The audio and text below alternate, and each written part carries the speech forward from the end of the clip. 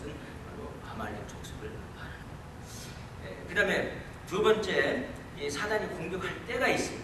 그래서 여기 8절을 다시 읽어보면은 때에 아말렉이 이르러 이스라엘과 리브딤에서 싸우니라. 그래서 때라고 그랬어요. 그래서 사탄이 공격할 때를 보니까 우리가 계속해서 출애굽기를 공부할 때 보니까 언제 사탄이 그 공격이 오냐면 항상 하나님과 또 하나님의 그 사람들을 원망할 때.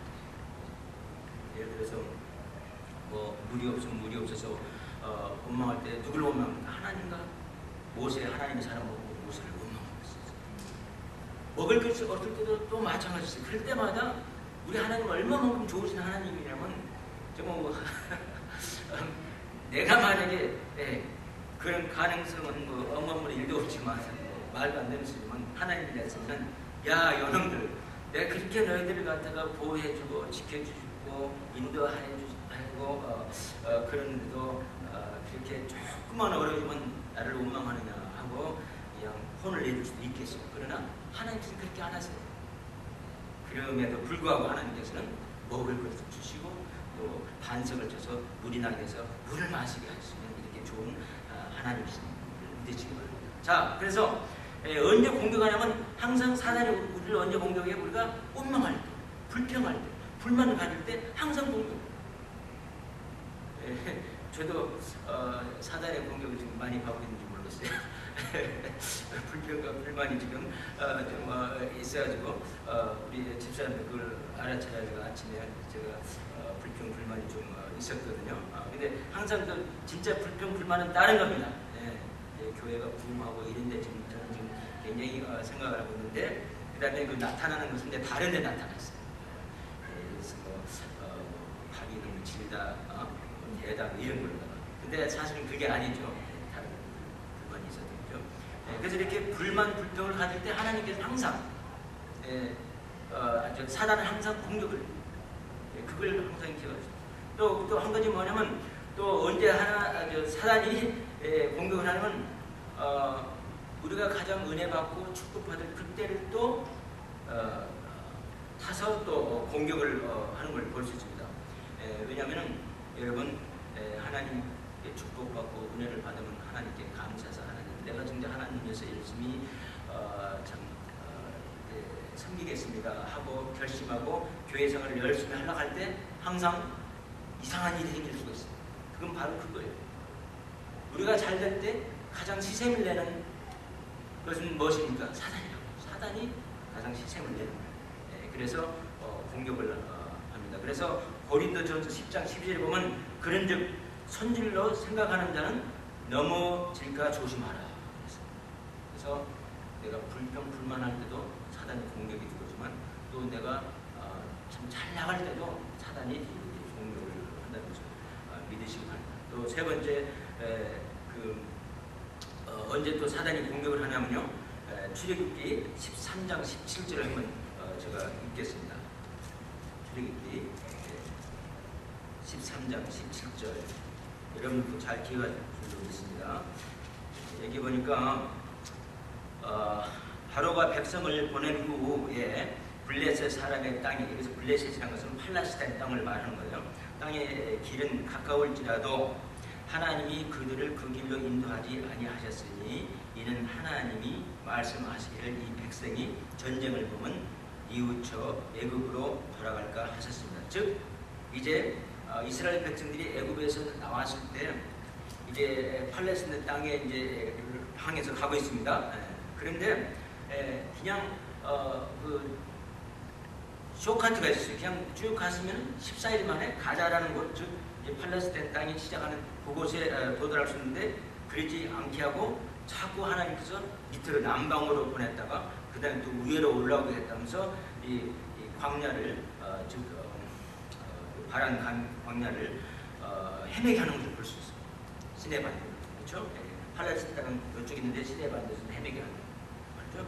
그 이유는 뭐라겠습니까? 만약 그들이 직접 가면은 거기에 시내 반도에 블레셋 사람들이 살고 있는데 그 사람들이 전쟁이 능한 사람들이 공격해 오면은 그들이 그냥 거기에 나와가지고 질려가지고 다시 애굽으로 돌아갈까 해서 그런 훈련을 하기 위해서 하나님께서 그 사람들을 다 밑으로 내리면서 이렇게 부비를 자꾸 치게 해서 강하게 만든다는 거죠.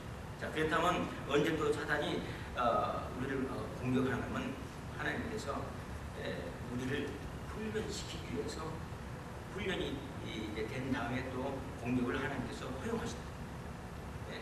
자꾸 연단을 자꾸 시키시는 거죠. 자, 그래서 우리 고린도 전서에 보면 이런 말씀이 있어요. 10장 13절에 보면 하나님께서 감당할 수 없는 시험은 안 주신단 말이 있었어요. 감당할 수 있으니까 시험을 허락하신다. 그래서 사단이 공격할 때는 저쪽 보니까 언제 공격합니까? 불평불만할 때 공격을 하고, 그 다음에 잘 나가고 축복받아서 하나님께 은혜를 받아서 하나님께 이제 헌신하려고 할 때 그때 또 공격을 하고, 그 다음에 내가 준비됐을 때 또 하나님께서 공격해서 또 그 시험을 차고 이기기 위해서 저희들을 더욱 강건한 성도로 만든다. 이런 것을 여러분 우리가 알 수가 있습니다. 자, 그러면 하나님께서 이제 또 이제 영적의 전쟁에서 우리 이길 수 있는 또 방법을 오늘 말씀 통해서 또 우리가 배울 수 있습니다. 첫째는 보니까 이렇게 했어요. 자, 모세가 구절 봅시다. 여호수아에게 이르되 우리를 위하여 사람들을 택하여 나가서 아말렉과 싸우라. 내일 내가 하나님의 지팡이를 손에 잡고 산꼭대기에서 서리라. 이렇게 17절 보니까 여호수아가 모세의 말대로 행했다고 했어요. 아말렉과 싸우고, 그래서 여호수아는 아말렉과 이제 싸우고 칼로 무기로 싸우고, 그다음에 모세 아론과 홀은, 아론은 모세의 형님이었죠. 홀은 이제 그 미리암의 남편 되는 모세의 처남이죠. 처남이 양쪽 손을 붙들고 그다음에 지팡이를 이렇게 높이 들게 했다는 거지. 근데 참 신기한 것은 모세가 손을 들면은 11절 이스라엘이 이기고 이제 여호수아가 이제 전쟁을 하고 있는데 전쟁에서 이기고 손을 내리면 아말렉이 이겼다고 그랬어요. 자, 그래서 계속 이기게 하기 위해서는 2절 보니까 모세의 팔이 피곤함에 그들이 돌을 가져다가 모세 아래에 놓아 그로 그 위에 앉게 하고 아론과 홀이 하나는 이편에서 하나는 저편에서 모세의 손을 붙들어 올렸더니 그 손이 해가 지도록 내려오지 아니한지라. 그래서 손이 힘이 되니까 자꾸 내려올 거 아닙니까? 아무리 힘이 좋아도 모세도 아주 강건한 사람이죠. 그런데도 이제 서서 손을 올리는 게 더 힘드니까 이제 돌을 갖다가 받쳐서 앉게 하고 양쪽에서 손을 계속 들어서 다른 사람이 손을 들어줘도 손이 오래 있으면 피곤하죠.